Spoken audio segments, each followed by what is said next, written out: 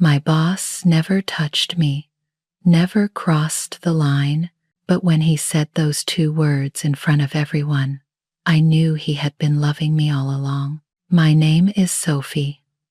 I am 23 years old. I work in New York. The city is big. I feel small. I work at a publishing house. It is very famous. Many important books come from here. I am only an intern. I am quiet. I watch people. I listen. But nobody sees me. My boss is Edward. He is 75 years old. Everyone calls him the Iron Gentleman. He is the CEO. They are always perfect. He never smiles. People are afraid of him. Edward is a widower. His wife died 10 years ago. Now he only works. He comes early. He leaves late. Work is his life. I watch him. Other people do not see the small things, but I see them. He drinks black tea. He does not drink coffee. When he is tired, he rubs his temple. He is always polite, but he is also distant. He keeps space between himself and others. Nobody talks to me much. I am invisible. I bring papers. I make copies. I sit at my small desk. I do my work. That is all. One evening, it rained. The rain was heavy. The sky was dark. Everyone wanted to go home early. They left at 5 o'clock. The office became empty, but I stayed. There was a problem. Another employee made a big mistake. A manuscript was wrong. Very wrong. The mistake was bad. I needed to fix it, so I stayed. I worked alone. The office was quiet. Rain hit the windows. The sound was loud. I felt afraid, but I also felt safe. The building was warm. Outside was cold and wet. At 8 o'clock, I heard footsteps. I looked up. Edward walked toward my desk. I felt nervous. My heart beat fast. Did I do something wrong? He stopped. He looked at my work. He saw the manuscript. He saw the pages. He did not speak for a moment. Then he said, "You are still here." "Yes," I said. "There was a mistake. I needed to fix it." He looked at me. His eyes were serious, but they were not angry. "Did you eat?" he asked. "No," I said. He walked to his office. He picked up his phone. He ordered food, soup and bread, simple food, warm food. The food came. He brought it to my desk. He gave me a bowl of soup. He gave me bread. He walked back to his desk. He sat down. We ate. We did not talk much. The office was quiet. Rain still hit the windows. Classical music played softly from his office. I did not know he liked music. I ate my soup. It was good. I felt warm. Edward ate at his desk. He read papers. Sometimes he looked up. Our eyes met. Then we looked away. The silence was comfortable. It was strange. I was alone with my boss, the most powerful man in the company, but I did not feel afraid anymore. I felt calm. After dinner, I went back to my work. He went back to his work. We worked in the quiet. The rain continued. The music played. Time passed slowly. At 10 o'clock, I finished. The manuscript was fixed. I stood up. I put on my coat. "Thank you," I said, For the dinner. He looked up. He nodded. You work hard, he said. That is good. I walked to the door. I stopped. I turned back. Edward sat at his big desk. The office was huge, but he looked small. He looked alone. For the first time, I saw something. Behind his success, there was loneliness. He had everything, but he had nobody. Work was all he had, and he saw me too. Really saw me, not just an intern. He saw someone who cared about the work, someone who stayed when others left. Something changed that night. I felt it. A connection started. It was not big, it was not loud, but it was there. Professional, respectful, but also something more, something I could not name yet. I walked home in the rain. I thought about him. I thought about the quiet office, the soup, the music, the comfortable silence. I knew one thing. I was not invisible anymore. Not to him. After that night, things changed. I started to stay late more often. Edward did not ask me to stay. I just stayed. It became a habit. We worked on manuscripts together. He sat at his desk. I sat at mine. We read. We edited. We fixed mistakes. The work was hard, but it was good work. The office became our secret world. When everyone left, the building was ours. Just the two of us.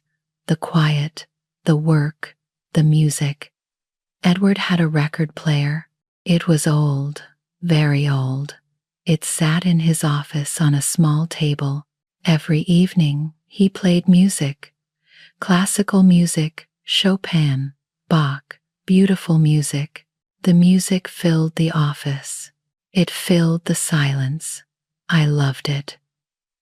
Some nights, we took breaks. We made tea. We sat and rested. At first, we only talked about work, but slowly, things changed. One night, I told him about my dream. I want to study literature, I said, in Europe, Paris or London. He looked at me. That is a good dream, he said, but I have no money, I said, and I am not brave enough. He was quiet for a moment, then he spoke. Money can be found. Bravery comes with time. I looked at him. Did you always know what you wanted? He smiled. It was small, but it was real. No, he said. I once wanted to be a writer, not a CEO. I was surprised. Really? Yes, he said. But life needed me to be strong, not a dreamer. His voice was sad. I heard it. He gave up his dream. He became what others needed, not what he wanted. We talked more after that. About books, about dreams, about life, not about work. These talks were different. They were real. I learned things about him. He loved old books. He read poetry. He liked the rain. He was lonely, very lonely. And something happened to me. I started to feel something. I was falling for him. Not because he was rich, not because he was powerful, because he listened to me. He saw me. He respected my mind. He talked to me like I was smart, not like a child, like an equal. But Edward never crossed a line. He never touched me, not once. He kept space between us. Physical space. Always. But his eyes were different. When he looked at me, they were warm, they were soft. That made everything stronger. The distance made the feeling grow. I wanted him to come closer, but he did not. He stayed away. And that made me want him more. People at work started to notice. I stayed late every night. Edward stayed late every night. I heard them in the bathroom. She stays late with him. Why does he let her? Maybe she wants something. The words hurt. One day, a woman spoke to me. Her name was Karen. She was a manager. "Be careful," she said. Her voice was cold. "People are watching you." I felt afraid. I felt ashamed. Did people think bad things about me? About him? But Edward did nothing different. He ignored the whispers. He protected my peace. He never mentioned the gossip. He acted like nothing changed. The music still played. We still worked. We still talked. Our world stayed the same. But I knew other people were watching. Other people were talking. They did not understand. They could not see what we had. It was pure. It was good. Edward kept his distance. He was protecting me. I understood that now. He knew people talked, so he stayed away. He never gave them proof. He never gave them truth.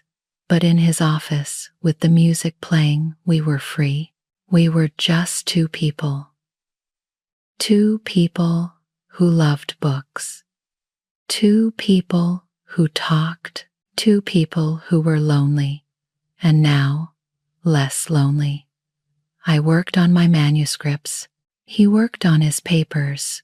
The record player played Chopin. The music was soft. It was beautiful.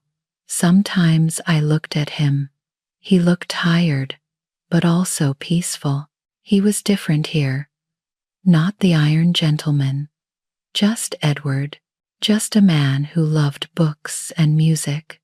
And I was different too. Not the invisible intern. Just Sophie. Just a woman with dreams. A woman who was seen. A woman who was respected. The weeks passed. The routine continued. Late nights, music, work, tea, talks. The whispers grew louder, but we stayed in our world. I knew I loved him. It was clear now, but I could not say it. The gap was too big. Age, position, everything. But every night, when I left, I thought about him, about his eyes, about his voice. And I knew this could not last forever. Something would change. Something would break. But for now, I had this. Our secret world, our music, our talks. And it was enough. One night, Edward gave me a paper. It was about a scholarship in Paris, to study literature. "You should apply," he said. I looked at the paper. My heart beat fast. Paris, my dream. But it felt impossible. "I am not good enough," I said.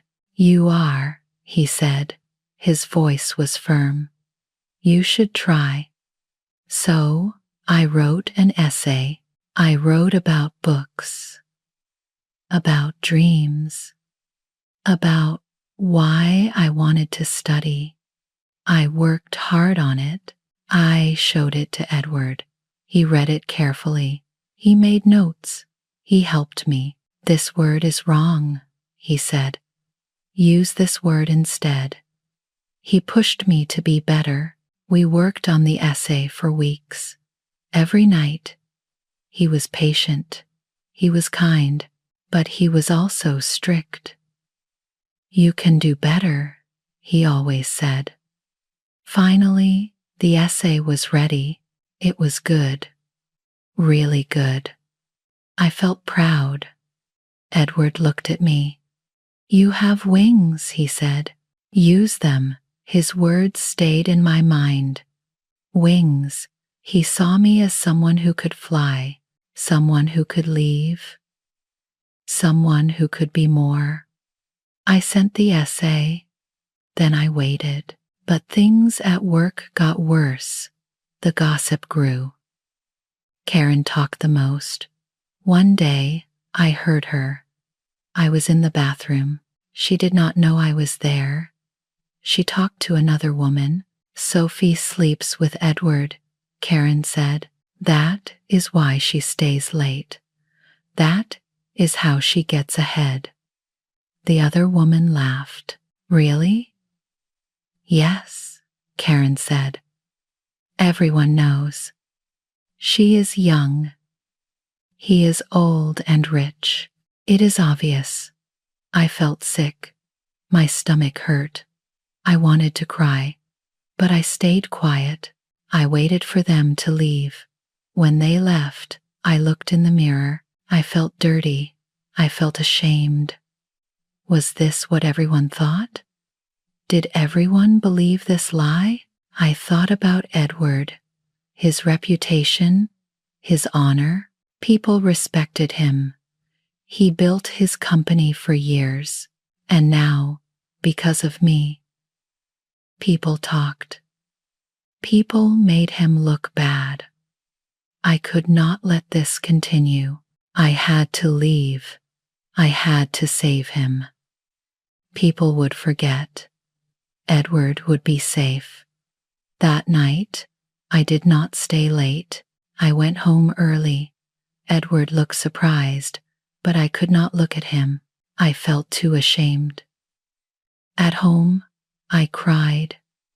I cried for hours. I loved him, but love was not enough. I was ruining him. I had to go.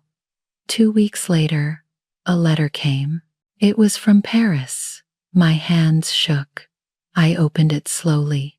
I got the scholarship. I was accepted. Paris wanted me. But I felt sad, very sad. Who believed in me? But maybe this was good. I could leave with a reason, a good reason, not because of gossip, because of school, because of my future. I could save Edward, and I could save myself. I sat down. I wrote a resignation letter. It was short, simple. I am resigning. Thank you for everything. I did not tell him about Paris. Not yet. I just wanted to leave. I wanted to run away, away from the rumors, away from the pain, away from the whispers, but I also wanted to run away from my feelings. I loved him. I loved him so much. But I could not have him. The world would not let me. The gap was too big. The gossip was too loud. Better to leave now, before things got worse. Before I hurt him more. I put the letter in my bag. Tomorrow, I would give it to him. Tomorrow, I would end this. Our late nights, our music, our talks, everything. My heart was broken, but this was right. This was the only way. Edward told me I had wings. Now I had to use them. I had to fly away. Even if it hurt, even if I did not want to, I had to leave him to save him. That was love too. The hard kind, the painful kind. Tomorrow, everything would change. The next day, there was a big meeting, a board meeting. The board members came. They were important people. They ran the company with Edward. I had to be there. I had to take notes. That was my job. My legs felt weak. The letter was in my pocket. I would give it to him after the meeting. The room was full. 10 people sat at the table. Edward sat at the head. He looked calm, but I saw his eyes. They looked tired.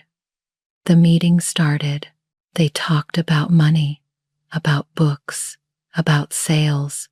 I wrote everything down. My hand shook, but I kept writing. The air felt heavy. People looked at me. Then they looked away. I knew what they thought. I knew what they believed. The rumors were here, in this room, loud and clear. Karen was there too. She sat near the end. She looked at me. Her eyes were cold. She smiled. It was not a nice smile. The meeting went on and on. Every minute felt long. I wanted it to end. I wanted to give my letter. I wanted to leave. Finally, Edward said, "That is all. Thank you." People started to stand. This was my moment. I stood up. I pulled the letter from my pocket. I walked to Edward. Everyone stopped. They watched me. I put the letter on the table. In front of him. In front of everyone. "I am resigning," I said. My voice was quiet, but clear, effective immediately. The room was silent. Nobody moved. Nobody spoke. Edward picked up the letter. He opened it.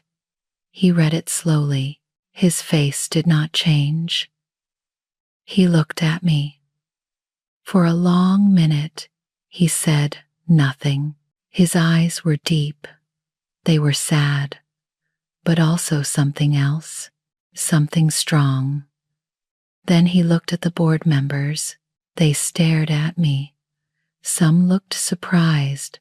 Some looked satisfied. Karen looked happy. Edward looked back at me. His eyes met mine. He did not look away. "Don't leave," he said. His voice was firm, strong. It filled the room. Everyone watched. I saw their faces. They thought he was using his power. They thought he was keeping me for the wrong reasons. But then Edward did something. He pulled out his pen. He took a piece of paper. He wrote something, fast, clear. He slid the paper to the chairman. The chairman was an old man. He sat next to Edward. He picked up the paper. He read it. His eyes grew wide. "Edward," the chairman said. "You cannot, I can," Edward said, "and I am." Edward stood up. He looked at everyone. His face was calm, but his voice was powerful. "Miss Sophie is not leaving because of rumors," he said. "She is leaving because she has a future. A big future. Bigger than this room. And I am resigning right now so that no one can ever say her success was because of my favor. She earned everything." The room exploded. People talked. People shouted.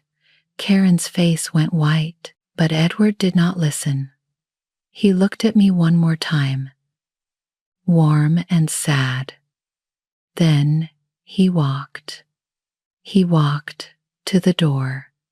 He left his papers on the table. He left his position. He left his company. He left everything. For me, he walked out of the room. The door closed behind him. I stood there. I could not move. I could not breathe. What did he just do? He gave up his career, his life's work, everything he built to protect me, to save my name, to give me freedom. The chairman looked at me. "Sophie," he said. His voice was gentle. "Did you know he would do this?" "No," I said. I could barely speak. "No."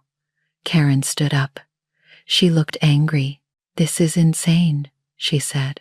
"He is throwing away everything for an intern?" The chairman looked at her. His eyes were cold. "He is protecting her integrity," he said. "Something you clearly do not understand." I looked at the door. Edward was gone. Gone because of me. Because he loved me. Even if he never said it, he showed it. In the biggest way possible. I started to cry. Tears fell down my face. I could not stop them. "Excuse me," I said. I ran. I ran out of the room. I ran down the hall. I needed to find him. I needed to talk to him. But he was already gone. The building felt empty. My heart felt broken. He told me not to leave, but then he left. He left to set me free. I sat on the floor. I cried. I cried for him, for us, for what we had, for what we lost. Edward was gone, and I had to go too, to Paris, to my future. The future he gave me, the future he paid for with his life's work. I had to make it worth it. I had to fly, just like he told me, even if my heart stayed behind. With him. I found him outside. He stood by his car. It was raining. Soft rain. Quiet rain. "Edward," I said. He turned. He looked at me. His eyes were tired, but also peaceful. "Sophie," he said. We stood in the rain. We did not speak for a moment. "Why did you do that?" I asked. "Why did you give up everything?" He smiled. "It was sad, because you deserve a clean start," he said. "No rumors, no gossip, just your talent, your work. But your career I started. My career is over anyway," he said. "I am 75. I am tired. But you are just beginning." I started to cry again. "I do not want to leave you." He stepped closer. But he did not touch me. He never did. "Go to Paris," he said. "Write your stories. Live your life. Do not stay here for an old man." "You are not just an old man," I said. "I am," he said. His voice was soft. "But you are young. You are bright. You have a future. Take it." "What about us?" I asked. "There is no us," he said. "Not now. Maybe not ever. But that is okay. You will be happy. That is enough for me." Right there. Then he got in his car. He drove away. I stood in the rain, alone, heartbroken, but also loved, so loved. I got on a plane. I cried the whole way. Edward gave me this chance. I would not waste it. I had to make his sacrifice worth it. Paris was beautiful. Old buildings, narrow streets, rain, so much rain, but I loved it. I studied hard. I read books. I wrote papers. I grew. Every day, I grew a little more, and I wrote to Edward, not emails, not texts, real letters, handwritten letters, on paper with a pen. I told him about Paris, about the rain, about the cafes, about the books I read, about my classes, about my life. He wrote back, always. His letters came every month, sometimes more. He told me about his new life. He retired. He left New York. He moved to a small town. He had a house. He had a garden. He grew flowers. He read books. He was peaceful. His letters were beautiful. He wrote about the sky, about the birds, about the books he loved, about his thoughts. 3 years passed, 3 long years. We never saw each other. We only wrote letters, but something changed. In the letters, we became different people.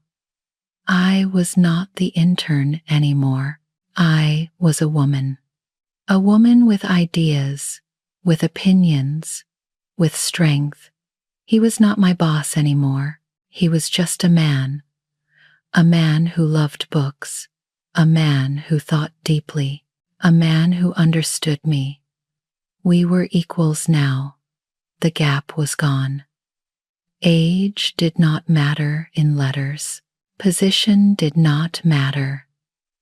Only words mattered. Only thoughts. The love grew. It was different now, deeper, intellectual, pure. It was not about power.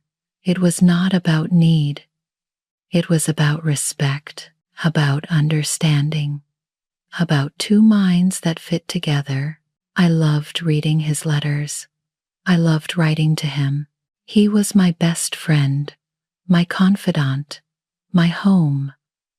In my 3rd year, I finished my book, my first book. It was about a young woman, about dreams, about finding yourself. The book was published. It was small, but it was real. My name was on the cover. I held the book in my hands. I thought about Edward. He made this possible. He believed in me first. I looked at the book. I looked at my life. I looked at Paris. And I knew. Not because I had to, because I wanted to, because I chose to. I was ready to see him, ready to talk to him. I wrote one more letter. I am coming home, I said. Wait for me. Then I bought a plane ticket. I packed my things. I said goodbye to Paris. 3 years ago, I left with a broken heart.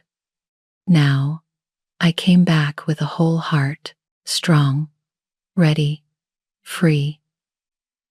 Edward set me free. Now, I chose to come back. To him, that was real love. The choice, the freedom, the return. I was finally ready. I came back to America. I took a plane, then a bus, then another bus. I had Edward's address. It was from his last letter. I looked at the paper. The address was not in New York. It was in a small town, a town by a river. The town was quiet, beautiful. Trees were everywhere. The river was blue. The air was clean. I walked down the main street. I looked for his address. I felt nervous. My heart beat fast. Then I saw it, a small building. It was made of old brick. It was beautiful, but it was not a house. It was a shop, a bookstore. I looked up. There was a sign above the door. It said, "Don't leave." I stopped. I stared at the sign. Don't leave. Those were his words. The words he said to me in that meeting 3 years ago. I understood now. It was not telling me to stay. It was a memory. His memory of the moment he saved me, of the moment he loved me enough to let me go. This was his way. his way of holding on to me while I flew, while I was free. But I smiled. I loved him so much. I walked to the door. I took a deep breath. I opened it. A bell rang, a small, soft sound. The shop smelled like old paper, like coffee, just like his office, just like our late nights. 3 years ago, books were everywhere, on shelves, on tables, old books, new books, beautiful books, and then I saw him, Edward. He stood by a shelf. He put books away. He wore a simple sweater, not a suit, just a soft blue sweater. He looked different, younger, happier. His face was peaceful. He heard the bell. He turned. He saw me. He stopped. His hands stopped. His breath stopped. Time stopped. We looked at each other across the small shop, across 3 years, across an ocean. I came back, I said. He put down the books, slowly. You did not have to, he said. His voice was soft. You were free, I know, I said. I walked closer. That is why I came back. Because I chose to. His eyes filled with tears. He smiled. A real smile. A big smile. You chose to, he repeated. Yes, I said. You set me free. You gave me wings. You let me fly. And now I fly back to you. He opened his arms. I ran to him. We hugged. It was not a kiss. Not yet, just a hug. A long, warm hug. I felt his heart. It beat fast, just like mine. Welcome home, he said. I am home, I said, with you. We stood there. In his little bookstore, holding each other, finally together. He chose my freedom over his heart. He chose my dream over his own happiness. He gave up everything so I could fly, and now I gave my heart back to him because I wanted to, because I chose to. He was the boss who told me not to leave, but he meant something else. He meant go, grow, become who you are. And then, if you want, come back. So I did. I left. I grew. I became myself. And now I came back, not because I needed him, because I loved him. That was the difference. That was everything. I wrote a book, I said. I know, he said. I read it. It was beautiful. You read it? Every word, he said. I am so proud of you. I cried happy tears. Thank you, I said, for everything, for believing in me, for saving me, for letting me go. Thank you, he said, for coming back. We stood in the bookstore. Music played softly. Classical music, Chopin, just like before. The rain started outside. Soft rain, gentle rain. Everything came full circle. The rain, the music, the books, him, me, but now we were different. I was not the invisible intern. He was not the iron gentleman. We were just two people who loved books, who loved music, who loved each other, and we were finally free. free to be together, free to choose each other. I looked at him, he looked at me, and we both knew this was just the beginning, our real beginning. The bell rang again. A customer came in. "I have to work," he said. "I will help," I said. So we worked together in the little bookstore, by the river, in the small town, and I was home, really home, with him.